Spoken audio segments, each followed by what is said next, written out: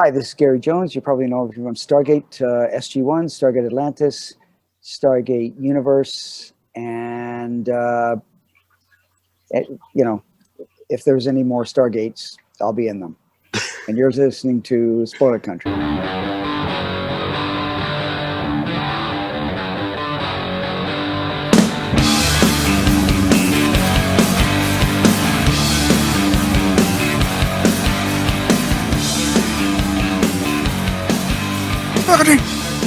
Hello, listeners of Spoiler Country. Today on the show, we have a very special guest, Mr. Gary Jones. How's it going, sir? Awesome. It's a great pleasure to have you. I've been a fan of Stargate for a very long time. The show's been on, I guess, aired, almost 20-something years ago, and I've been a fan for it ever since. Yeah.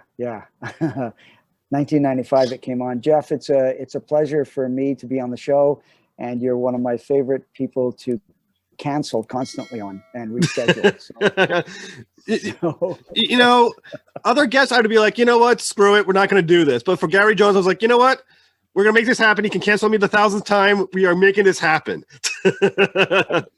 Oh my God. It was an honor to be canceled on by you. Yeah. That's kind of how I was hoping you'd think about it. Like, oh my God, guess who canceled me again? Gary Jones. But he still wants to do the show. What the hell?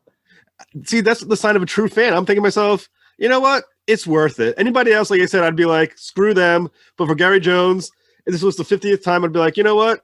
Yeah. If you give me 10 minutes with Gary Jones, I'll take the interview. Sounds good. So when did the acting bug first hit you? Do you remember a moment when you were like, this is what my life is going to be? I'm going to be an actor? Oh my God. No.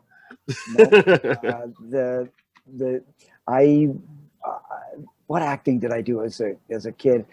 One time in a school variety show, they said, "Oh, we need some kind of funny comedy thing," and I put my hand up and I said, "I'll write a comedy piece," and I did something akin to this famous pianist who was also a comedian, Victor Borgia, who he could actually play piano, but he did all this like hilarious like physical comedy around the piano. And so I did something like that. This was back in the day when I was I was in grade 6 or something like that. And I went home and I found a piece of classical music that I sort of listened to over and over and over again and kind of memorized. And then I kind of broke it down into what I thought what the physicality that I could do around these different parts of the piece. And then I performed it in front of an audience with my back to them at a piano where I wasn't playing, but I was just pretending to play. And my parents were stunned. They had no idea what they were about to see. They knew that I was listening to this piece of music over and over again. And they were like, oh, okay, it's kind of bugging us, but whatever. Yeah. And then when they saw the final product, they were like, oh my God, is that what you were rehearsing? And I was rehearsing it all in my head because we didn't have a piano at home. So I was just thinking, oh, I'll come in at this bit and then I'll sort of do this here and then I'll wait here and I just sort of marked it out as any, I guess, physical comedian would do, but I didn't realize kind of what I was doing. You know what I mean? It just seemed to make sense to me is that's how you break it down. And after that, nothing. After that, grade 6, nothing. I didn't do any acting. I didn't go to drama school, nothing. And cut to me, I was around, I don't know, maybe 27. So yeah, many years later. And I was living in Toronto and I was working in the field of advertising. I was like a designer and a copywriter working for a small agency. I'd gone to school for that. I graduated with an advertising diploma, and I was working in that field. And I was quite happy doing that. It was very creative and fun and everything. And then one day I just saw a small advertisement for improv comedy, and as soon as I read that, it was like one of those things where people talk about that little voice inside your head. I was like, I have to do this. And so I called up a buddy of mine and I said, hey, come and do improv comedy with me. Well, I think I lost you for a moment. Oh, I think you're frozen. Oh yeah. Yeah, I lost you for about 10 seconds. Okay, am I still frozen? Nope, you're doing good now. Okay. Anyway, I'll just back up. So I was working in advertising, and then I just saw this ad for improv comedy. I called up a buddy of mine, said, "Hey, do you want to do this with me?" And neither of us really knew what it was, but we thought, let's give it a try. And so we did. And I ended up getting hired by Second City Theater, which is that famous, started in Chicago and moved to Toronto. And I worked for Second City for 2 years. And then I moved to Vancouver to perform at Expo 86. So this is a long time ago, 1986. And so I worked at the fair for like 6 months. And then as soon as the fair was over, everybody went back to wherever they went. And I just stayed in Vancouver and stayed here and worked here. So that's kind of how it happened. But I did back in Ontario when I got hired by Second City to sort of do corporate events with their touring company. And I was doing that on weekends and also working at my 9-to-5 job at the agency. And we went on tour. They booked a tour, and we toured from Toronto out to Winnipeg. And when I came back from that tour, I just walked into my boss's office and I said, I have to quit because I've kind of found my tribe. Like, this is what I need to be doing. And he was bummed out, but he went, okay, well, and so I quit. So when people say, and when you're talking about like getting into performing or singing or any kind of like any of the arts, people, the classic thing is don't quit your day job. But I did actually quit my day job. That's pretty ballsy. I mean, was there any part of your mind going, oh shit, what did I just do to myself? No, I was too enamored with the whole, it was as if a curtain had been pulled back. And I was like, what is this life? What is beyond I didn't even, it was like almost strangely enough, like walking into a parallel universe where there was another kind of way of living that I had no idea existed until I started hanging around with these people and realized, wait a sec, these people are actually making a living and kind of living this sort of bohemian life. It just appealed to me so much. It's like, oh my God, I just didn't know how, because you saw people on TV. And I remember one time going to a stand-up comedy show in Hamilton, Ontario with my parents and some friends and just killing myself laughing. And I think the comedian was probably just your average comedian, but I was like, what is this? What the hell is this? But even that didn't give me the bug enough to go do it. But once I joined Second City and started touring and doing, driving in the van, setting up the stage, putting all the props backstage, and it was like a modern version of Judy Garland and Mickey Rooney. It's like, hey, we can perform in the barn. My mom can make costumes. Yeah, let's do it. Come on, we'll raise money for the farm. It was like that. It was very hands-on. That's kind of what people. That's just what we did, and it was really quite wonderful. I just loved the whole vibe of it. And I also, but more than anything, I think I loved the people that I met and worked with. They were a breed apart. So what did your parents say when you said, hey, this advertising gig, I'm going to quit doing that. I'm going to go totally through improv? Were they like, that's a smart move? Or were they like, what the hell were you thinking? They didn't quite understand it. Yeah. I have to say, I went through a bunch of stuff back then. I was married at the time. My wife at the time had gotten into a car accident. She couldn't work. And I was like not making much. It was like, hello, welcome to the arts. I wasn't making much. And I thought to myself, okay, I have to quit this Second City. I have to quit it because it's just, it's not paying the bills anywhere near. And my wife, man, it warms my heart to think that she basically said, no matter what, I don't care how injured I am, you cannot quit doing this because this is what you're meant to be doing. And to their credit, our parents kicked in and kind of helped pay our mortgage.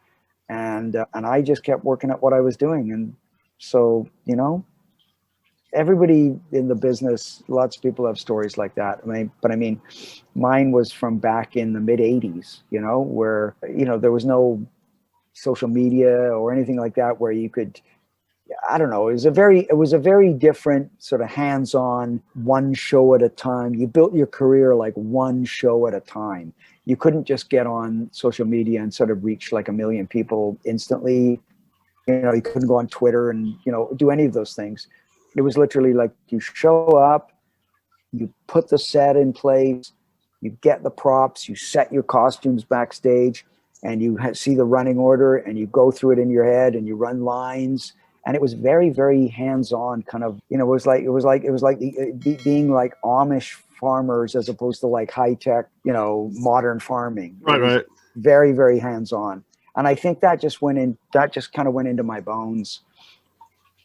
And it really, really sunk in and established something, because it was not, it just didn't have a temporary feel to it. Like looking back over my career, such as it is, I would say that these things went in my bones and they became part of me, as opposed to something quick and easy and convenient. So you were also in Mission Improbable. Was that before or after Second City? Oh God, Mission Improbable with Roman Danilo? Yes. Yeah, that's just like one of those offshoot things. That's just me and Roman going, hey, we work well together. Why don't we do a corporate thing where we do corporate improv? And so we did those kinds of things. Mission Improbable was like a blip on the trajectory of anything I've done.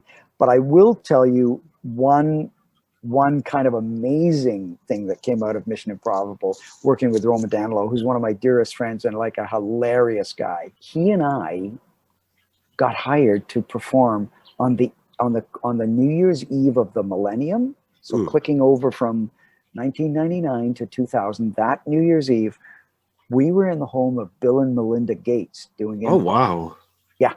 Yeah, that was pretty cool. That's a nice gig.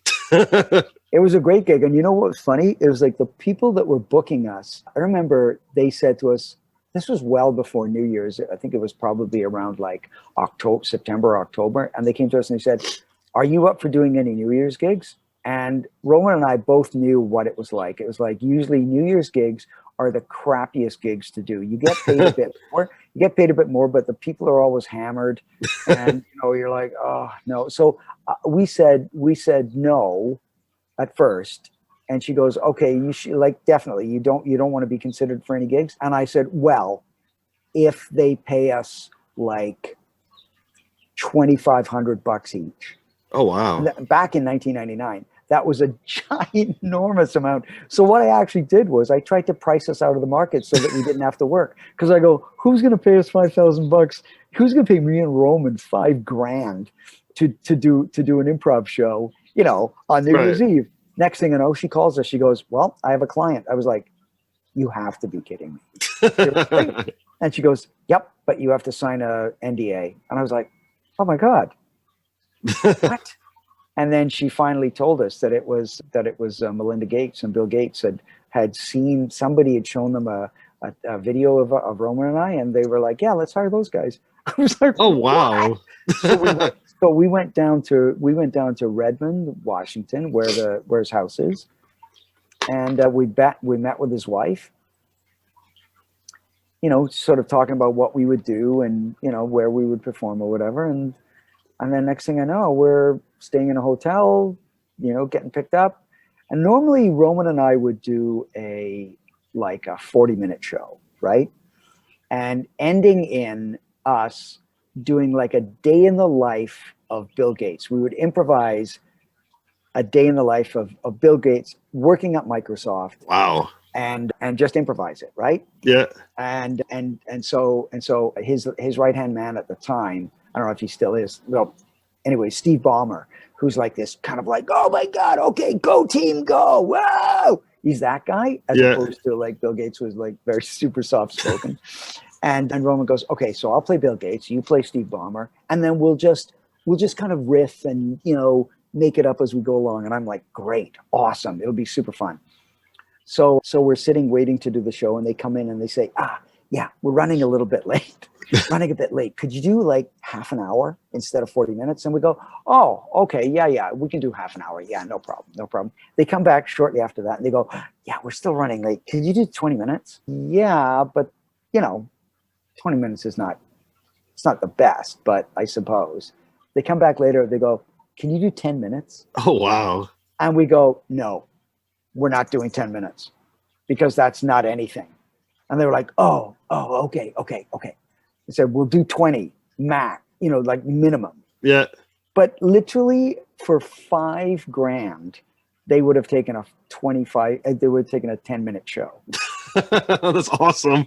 Oh my God. And when we showed up at his compound, it's so funny where he lives. I mean, if you've seen shots of like, of his compound, you know, an aerial shot of his compound, it's like ginormous, right on the shore of Lake Washington. When you're driving to his compound, he's at the end of the street. Yeah. He's at the end of the street, and we're in this limo. We get picked up in this limo, and we're driving along to his house, and we come down this street, and I'm like, where's his house? And the guy goes, oh, you see that giant wooden like cedar gate that's like cut into the rock at the end of the street? It's beyond that. So we're like, oh, okay. We go, oh, okay. And as we're driving by, I'm looking at all the other houses on the street, and there's guys like with a carport and an old Volvo in there, and you know, it's like a regular kind of slightly beat up neighborhood. You know, like you know, it's nice, it's kind of high end and everything, but I mean, but it just looks totally regular. And then we get to this big cedar door, and it's like. And it was right out of James Bond. This massive gate goes into the rock, and then we drive in, and then there's a guy in a guard hut. He comes over, and they've all got like you know, Team Gates golf shirts on, and the guy says to the driver, he goes, "Who you got in the back there?" And the driver just goes, "I got the comedians." And he goes, "Okay, the comedians are here. Okay, no names. Nobody says hi. Just go, okay, comedians are here. All right, I'll just let them know the comedians are here." And then he parks the car. And the driver gets out, and he's got like one of those walkie-talkie those little microphones in his cuff. Oh yeah. Like, it's like you know, it's like the island of Dr. No. And he's talking in his cuff as he's walking with us. He goes, I'm traveling with the comedians. Yep, we're traveling with the comedians to the kitchen area. Meet us at the kitchen area. I'll be there with the comedians. Oh, Roman and I were just killing ourselves laughing. And then we just did a show for Bill Gates. What I can't help but wonder is, it seems like it would take an enormous amount of guts to have a show where you're playing the hosts in a comedy skit. I mean, how careful was the line between laughing with him and laughing at him while doing an improv for him? We totally made fun of him. Oh my God. We totally made fun of him, and we just like totally made fun of Steve Ballmer, and we just like raked him over the coals, and they loved it. They just because that's the other thing. Nobody does that. Nobody goes, "Oh my God, you can't make fun of Bill Gates." We were like, "Yeah, just watch this show." And we just like kind of, we totally poked fun at him, and about his wealth, and about Microsoft, and you know, the laptops and everything like that. We just like went to town on the guy, and he loved it. Oh wow, that's fortunate. Well, I mean, that's what we did. It's like, we're not going to do anything less than that. We're like, well, okay. For us, it was more like, if you give us a really great target or a client, or we're going, how far can we go? Like, how much fun can we have with this? So that was my attitude with Roman. And that was both our attitudes. Like, we're going to just like have a total laugh with this. Well, when you are doing improv, can you be a good improvisational comedian within a bad group, or does it necessitate a good group for any one individual to be good at it?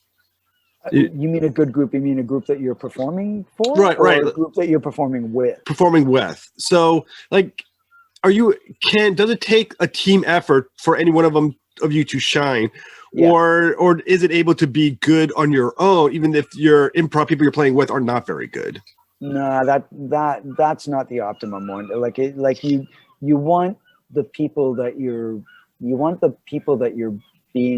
performing with to be at least as good as you or better, because if they're better, you kind of raise your game. If they're as good as you, then at least you know that you're not going to die. But if you're performing with people who are less experienced, or that you don't know, or have a different sense of humor, then it's kind of like you're working stuff out on stage that you need to work out off stage. Because the people that I worked with, all the people that I improvise really, really well with, are people that when I was coming up through Vancouver theater sports in the 90s, we would hang out together. We would go for dinner together, we'd go to movies, and then we just became friends. And then there was nothing better than being on stage and improvising with one of your best friends, because you then kind of knew each other's rhythms. You sort of knew what to expect, even though they could surprise you. But they all were confident. They none of them were shrinking violets, and it was like a kind of a powerhouse group of people that I shared the stage with, and to this day I'm friends with them, like 35 years later, like really good friends. But when you are doing improv, how do you see? What would make me the most nervous is failure, like not having your jokes not land. How do you overcome that when you're doing improv? Well, first of all, if you're any good at it, you have to accept that, first of all, over a long course of time, you're going to get good at being funny. Like if you have a propensity for doing improv, all you need to do is really the nuts and bolts of the rules of what makes a good scene. You got to have a who, a what, and a where, and then you come in with you pick a character, and you decide what your status is. Like all those things, all those nuts and bolts things, you can learn, and I've done it when I teach improv. But what you cannot teach is a kind of an X factor thing that's where somebody is inherently funny. If you take somebody who's inherently funny and then you teach them the nuts and bolts of improv, then you've got somebody that's just like, untouchable. Like Colin Mockery came from Vancouver Theatre Sports. So whose line is it anyway? Colin is Canadian, and then the other guy, his partner that you see him a lot with in whose line is Ryan Stiles, the tall guy. Yeah. Ryan was in the Second City show troupe that I was in Expo. So I performed with Ryan for like 6 months. And Ryan was just one of those guys who could walk on stage, say nothing, and get laughs. He was just one of those guys. And it becomes really evident, like it separates the wheat from the chaff kind of thing. You go, oh, well, this is a no-brainer. If I'm in a scene with Ryan, it's going to be funny. But if I'm in a scene with somebody else, I'm going to have to work hard because, I'm making up for them kind of thing, But what you just said earlier about failure, it's the first thing I teach when I teach improv is like, get used to failing, get used to dying on stage, and get used to getting humiliated. If you're not prepared to get used to that, don't do it. Don't do it. It's not worth it. So, because there's a long learning curve, and it involves those three things. So what do you do when you notice that what you're performing isn't landing? Do you stop and move on to something else? Do you keep just running with it and try to work it out? The thing is, if you're a seasoned improviser, none of that stuff bothers you. You can comment on it. You can actually take a moment to go, okay, well, this scene's not working, obviously, because nothing bothers you. I remember I've told other people that the turning point, I can't remember when it exactly happened, but the turning point for me in performing improv was even though I would be considered to be a good improviser and somebody that people wanted to perform with, the turning point for me was when I suddenly realized that I'm not going to care anymore about whether or not I die on stage. I care about the audience response. I want to give them a good show. I care about my fellow performers, and I care about what I bring to the stage. I do care about that. But the result of the scene and whether or not the scene lives or dies, I don't care about. I don't care. That is not going to define me or hold me back, because I have to go 100% into the scene. And if it dies, it dies. If it dies, there's another scene. If it goes great, then great. But that was a turning point for me and completely changed my style of improv. I just became way more, I guess, fearless would be the best way to describe it. Like fearless, as in, it was like kind of like walking in a battle with, like, instead of like having a ton of armor on, just going, no, I just need a shield and a sword. That's all I need. Yeah, but we're all wearing armor. Yeah, I'm not going to wear armor anymore. I'm kind of done with it. It's like holding me back. So I just like throwing off the chest plates and the knee protectors or whatever, and just and took off the helmet. And I said, if I get killed in battle, at least I'm, kind of free and, I can move around, kind of thing. It's a little bit like that. That's what it was like. I need to free myself up. So how do I free myself up? And I just had this epiphany that, oh my God, I don't care anymore. And then people, you could actually see the audience. They responded differently. I don't know how else to describe it, but they were like, okay, we're in the presence of somebody who is ballsy and will do anything, because I didn't care what the risk was anymore. Does not caring about the risk inherently make you more capable of being funny because you're saying things that maybe other people would hold back? Yeah, I personally, I think so. I believe that because once you know that you're willing to, like you're going to die and you don't care, the risks you take in a scene are bigger. And when you take bigger risks, the payoffs are bigger. But I mean, you could die dismally, but that was part of what I didn't care about anymore. So if I didn't care about the degree of failure that I experienced, then I reaped the rewards of the bigger successes. And that came from that whole attitude of not caring. Does that make sense? Yes. When as you said, you teach improv now. When you have your students, I'm trying to think the best way to phrase it. Is everyone capable of doing improv well, or are there certain skill sets you must possess in order to become good at improv? You know what I'm saying? I'm teaching students now, and I can't quite tell. I'm getting an inkling of who is inherently funny, but I can't quite tell yet because they still all hold back. But I was teaching a class the other day, and I'll just tell you the difference of what is required in the scene. One girl, it was a scene in an airport, and some guy came in as a security guard and said, "Hey, this is that passport you gave us is a fake passport. It's a fake passport." And she looked at him and she goes, "Oh my God, I got to get out of here." And she ran off stage behind the curtain. And I said, "No, come back on stage. Like, don't run away." And I said, do something interesting instead of running away. And she looked at me and she didn't know what to do. And I said, "Tell you what, he's going to deliver that line to you again, and you're going to pull a gun. You're going to pull a gun out." Oh, wow. And she goes, "Oh, okay." And so that happened. And then the scene just kind of took off. The scene took off because she had done, instead of running, she did something interesting and watchable. So I boiled that down to this whole concept of, what are you going to do? Are you going to run, or are you going to pull a gun? And they were like, "Oh," I said, "because if you run, A, you're abandoning all your fellow performers on stage.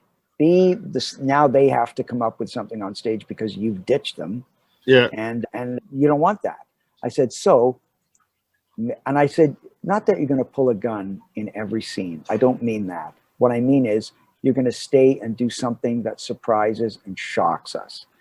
And that makes it interesting. Mm. And she was like, okay, I get it. I get it. And I said, see how fun the scene was then? Because you were like, it was active and the stakes were raised and everybody reacted to you. And she's like, yeah, I get it. And so those are the kinds of things that I teach when I teach improv, because I think, even when you play improv theater games, it's kind of like half the time I think that the students don't really know why they're playing these theater games. Yeah. It's like, oh yeah, let's have fun doing this game. I'm going, yeah. But what I do is I take the game they're playing and I apply it to scene work. So I say, if this is how you are in the game, this is how you respond in the game, this is how you will be in a scene. And they're like, oh. I said, yeah, so don't just think that you're playing a game. This is indicative of who you are on stage and how you will collaborate with fellow performers. So I'm very much like that. I'm very like in there into the kind of like the science and the physics of the scenes and why they work and why you even play games to free up your mind kind of thing and loosen, get your left brain thinking kind of thing, or right brain thinking. So how does the skills involved in being good at improv, how does that correlate to other forms of either writing or acting? Oh my God. Improv it took me a number of years to discover this, or realize it, but improv is just writing on your feet. You're literally every scene you're writing, but you just are writing it in the moment. So as an improviser, you're a writer. You're not just a performer, you're a writer. Because actors, when you think of actors, it's like, oh, you just get handed a script or some sides and you learn it and then you just regurgitate it on stage, in your own particular style. So that's fine. But that's learned stuff that you kind of know what you're about to say. With improv, you don't know what you're supposed to say. And so what that does is theoretically lends an air of immediacy to performing, to the scene. And that's kind of like the difference, So when did you decide to shift from improv to acting? When I realized I needed to make money. Good point. I'm sure that's a big motivator. When I realized that improv wasn't paying me enough and I needed to make a living. And the first time that I got an agent when I was in Vancouver, and the first time that I got on set on a television show was a show that was being shot here in Vancouver called Danger Bay. And, it ran with Donnelly Rhodes starring. And I don't know if you ever saw the show Soap from many years ago. He played this ex-criminal called Dutch. Very funny guy, lovely guy, but he got this show he's starring in, and it was shot it in Vancouver. And it was about a guy who worked at the aquarium, like he was a scientist who worked at the aquarium with 2 kids and a single dad, and just the adventures that they got up to at the aquarium, right? So I got a gig on an episode of that by picking up the wrong audition sides. So in other words, when I went in to read for my part, I thought I was reading for one part, but it turns out that I was holding the wrong audition sides, and the casting person was getting kind of upset with me. And then the director said, "Oh, let him read it anyway. It's okay. He's in the room. Let him read it. Doesn't matter." So I read for that part. And instead of getting a small actor role, I got that part, but it was the guest star. Oh, wow. And it was like a complete and utter fluke in a way. I mean, it could look like a fluke on the outside, but I was looking to the heavens and, the universe and saying, give me a sign. Should I move back to Toronto? I need work. What do I do? Do I stay in Vancouver? Do I move back? What do I do? And I need a sign. And I got my sign by picking up the wrong sides completely unintentionally, and then ended up reading the part and getting hired. And I have to say that I had never been on set before, never set foot on set. I didn't know anything about how it worked. I didn't know what set etiquette was.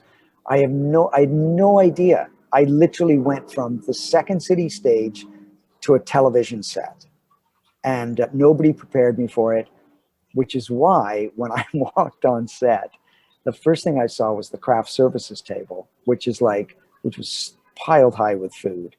And I looked at it, and this was me arriving on set the day of my first day of shooting. I arrive on set, and you're supposed to always check in with an assistant director. Just say, "Hi, I'm Gary Jones. I'm playing the part of this guy. I'm here for my call time." And then they say to you, "Okay." Then they go on the walkie-talkie and they go, "Gary Jones is here. You know, what should you just wait around, or what do you want him to do?" And in this case, you know, you would have to go to hair and makeup and be prepared and get your clothes on or whatever, because they're gonna shoot you, and then the scene's coming up. I didn't know that. I didn't know that you had to check in with an AD. So the first thing I do is I see this giant table of food, and I go, "Oh my God." And I just start making myself this massive sandwich, like this giant like bagel, and I had like turkey and ham and cheese and lettuce and tomato. It was like a Dagwood Bumstead stacked sandwich, and I couldn't even take a bite of it. I had to kind of gnaw it like a gyro. You know what I mean? Like the way they cut gyros, like slicing it down. I had to kind of gnaw it like as if. And the assistant director walks up to me, like a third AD, and he goes, "Hi, who are you?" And I said, "Oh, I'm Gary Jones." And he goes, "Oh, okay." And I'm eating a sandwich, right? And he calls them in. He says, "Gary Jones is on set." And then he's got his walkie-talkie, his earpiece in. He goes, "Oh, they want you to go to hair and makeup." And I swear to God, Jeff, this is a true story. I was telling one of my other buddies this the other day. He'd never heard this story. And I look at this AD, and I go, "Yeah, I'm kind of eating a sandwich here." And he looks at me, he goes, "What?" I go, "Well, I just made the sandwich, so I'm just eating a sandwich." And he goes, "Dude, you got to go to hair and makeup." And I'm like, put out. I just go, "Oh, what am I going to do?" And I said to him, "Could you look after this sandwich for me?" And he goes, "No." And I go, "Oh my God, what am I going to do with this sandwich? What am I going to do? Oh, I know what I'll do. I'll wrap it up in paper towel and I'll hide it right behind the toaster oven here." Okay. So and I'm telling him, and he's looking at me like I'm like on a day pass. Yeah. Like I'm nuts. And I go, "I'm just going to hide it behind the toaster oven." And he goes, "Knock yourself out." And then, so I went to hair and makeup, and all I could think about, I was obsessed. All I could think about was that sandwich. I was like, somebody's going to steal that sandwich. I know it. I got to get back there and eat my sandwich. So every time we were like done rehearsing, I'd run over to craft services, take a couple of bites of my sandwich, wrap it back up, put it back behind the toaster oven, and go back to and by the time I finished that sandwich, I was like so bloated and huge, and like I just wanted to have a nap. The sandwich must have been like 4 pounds, right? It was like of just meat and cheese, you know. And then they go, "Okay, we're breaking for lunch." I was like, "What? Lunch?" They go, "Yeah." Oh, okay. I thought this was the food. They go, "No, that's not the food. That's the snacks." I'm like, that's the snack table? I thought this was like the buffet. They're like, no. Lunch was like Baron of Beef or something, you know, like roast beef and mashed potatoes. So I have that as well, because I'm like, well, I'm got to have that. Like, there's no way I'm missing that. I could barely move. I was like busting out of my costume. And it was some of the worst acting I've ever done in my life. But anyway, I love that story about just, you know. So it sounds like your priorities were all set. the sandwich over the acting role. Yeah. The dinner role over the acting role. but I'm sure the lesson you learned that was very valuable was always wait till lunch. Yeah. Oh yeah. Now that you know, as soon as I knew that, I was like, "Oh, there's lunch. They serve lunch. Okay, great." So how did you get involved with Stargate? SG1. Auditioned. I literally just auditioned. My agent at the time told me that they were making a TV show based on the movie, and she said just go and audition for it. They want to see you, and don't screw it up because this character may recur. He may come back. I was like, oh, okay. And to me, it was like any other audition that I'd ever gone to. It was like, yeah, no worries. And I went and auditioned. And you're a fan of the show, right? Yes. Yeah. Okay. So you know that my character in the early years was all about like Chevron 1 encoded, Chevron 2 encoded, right, Chevron 3 encoded. Just up to Chevron 7's locked. I said that line many times in the early days before they started giving me other lines and a bit of a life. But when I went into audition, they only had those lines, Chevron 1 encoded. Then they'd cut away. They'd cut away to Daniel Jackson doing something. They'd come back to me, Chevron 2 encoded. I didn't know what a chevron was. I had no idea. I just knew that something was being lit up. Like I didn't quite get it. So I went and I thought, okay, what am I going to do to make this interesting? Going back to my whole, early days of like, am I going to run or am I going to pull a gun? Right? Yeah. So what am I going to do to make this interesting? And the only thing I had in my sort of arsenal, really, when you think about it, was just comedy. So I thought, oh, I'll make it funny. So as soon as I start reading these Chevron 1 encoded, whatever, I was like, Chevron 1 encoded, Chevron 2 encoded, Chevron 3 encoded, Chevron 4 encoded, Chevron 5 encoded. And I just built it up like that so that by the time I got to Chevron 7 locked, I was in full Jerry Lewis mode. And I literally went, Chevron 7 locked.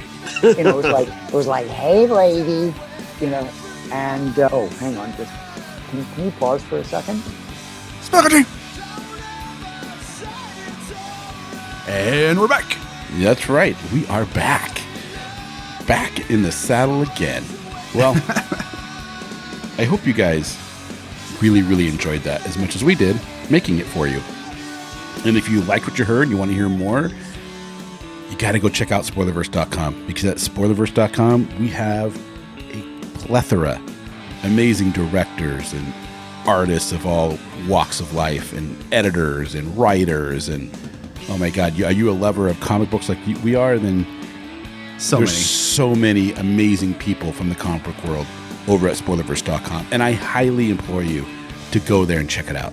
Yeah, and while you're there, you can check out all the other podcasts on our network, like Originally Geekdoms and Funny Book Forensics and Haphazard Adventures and Nerds from the Crypt and so many more. Misery we put out Point episodes Radio. all the time. Go check all of them out. And check out all of the reviews and previews and articles we have going up every single day for you. Every day on spoilerverse.com for you to check out and to read and to love and to like and to comment. We have a store link. If you want to help support the site, you can do it two ways. One, go to our Patreon, which is patreon.com/spoilercountry. Or go to our store link in the middle of the site there and get a t-shirt, a face mask, a hoodie, something, look fly as hell, and help support the site when you do that, because we get $1 or $2. And, maybe you want to talk to us. If you do, you can do it obviously on all the socials, but if you go to scpod.us/Discord, you can join our public Discord server and come chat with us all day long. I couldn't say it better myself, dude. There you go. You just mouthed out a ton of information at once. And really, I hope you guys enjoy what you're hearing, because we're working our butts off to bring it to you. We are. I guess there's only one left thing. One left thing? Yeah, I'm going to go with it. There's only one left thing left to do. What's that? In an oceans of podcasts, We are Cthulhu. as Cthulhu compels you to Sgt. Open the mind. and read more. Sgt.